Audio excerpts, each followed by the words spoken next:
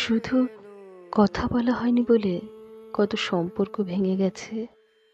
শুধু কথা বলা হয়নি বলে কত মানুষ আমাদের থেকে দূরে সরে গেছে।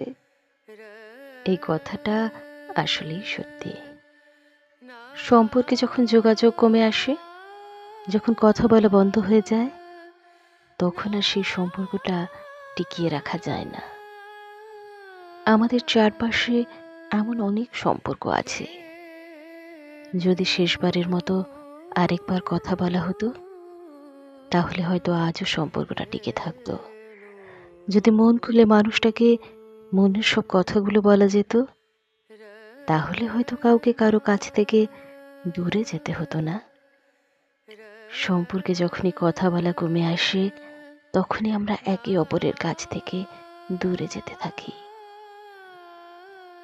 দূরত্ব বাড়তে বাড়তে একসময় কথা বলাটাই বন্ধ হয়ে যায়, আর তখনই সম্পর্ক শেষ।